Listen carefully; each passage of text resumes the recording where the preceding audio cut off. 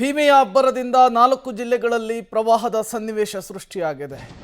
ಇಲ್ಲಿಯ ಸಮಸ್ಯೆಗಳನ್ನು ಆಲಿಸುವುದಕ್ಕೆ ಇವತ್ತು ಮುಖ್ಯಮಂತ್ರಿಗಳು ವೈಮಾನಿಕ ಸಮೀಕ್ಷೆಯನ್ನು ಕೈಗೊಂಡಿದ್ದಾರೆ. ಕೆಲವೇ ಕ್ಷಣಗಳಲ್ಲಿ ಸಿಎಂ ಸಿದ್ದರಾಮಯ್ಯನವರ ವೈಮಾನಿಕ ಸಮೀಕ್ಷೆ ಆರಂಭ ಆಗುತ್ತೆ.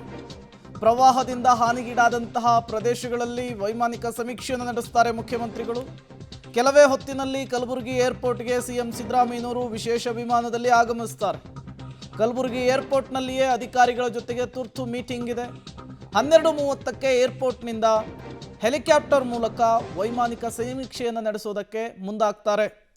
ಉತ್ತರ ಕರ್ನಾಟಕ, ಕಲ್ಯಾಣ ಕರ್ನಾಟಕ ಭಾಗದ 4-5 ಜಿಲ್ಲೆಗಳಲ್ಲಿ ಪರಿಸ್ಥಿತಿ ಸಂಪೂರ್ಣವಾಗಿ ಹದಗೆಟ್ಟಿದೆ. ಭೀಮಾ ನದಿಯ ಅಬ್ಬರಕ್ಕೆ ಜನ ಜಮೀನನ್ನು ಕಳ್ಕೊಂಡು, ಬೆಳೆಯನ್ನು ಕಳ್ಕೊಂಡು, ದವಸ ಧಾನ್ಯಗಳನ್ನು ಕಳ್ಕೊಂಡು, ಮನೆ ಮಠವನ್ನು ಕಳ್ಕೊಂಡು ಕಂಗಾಲಾಗಿದ್ದಾರೆ. ಇಂತಹ ಸಂದರ್ಭದಲ್ಲಿ ಅಧಿಕಾರಿಗಳ ಜೊತೆಗೆ ಸಭೆಯನ್ನು ನಡೆಸಿ ವೈಮಾನಿಕ ಸಮೀಕ್ಷೆಯನ್ನು ಮುಖ್ಯಮಂತ್ರಿಗಳು ಇವತ್ತು ಕೈಗೊಳ್ತಾ ಇದ್ದಾರೆ.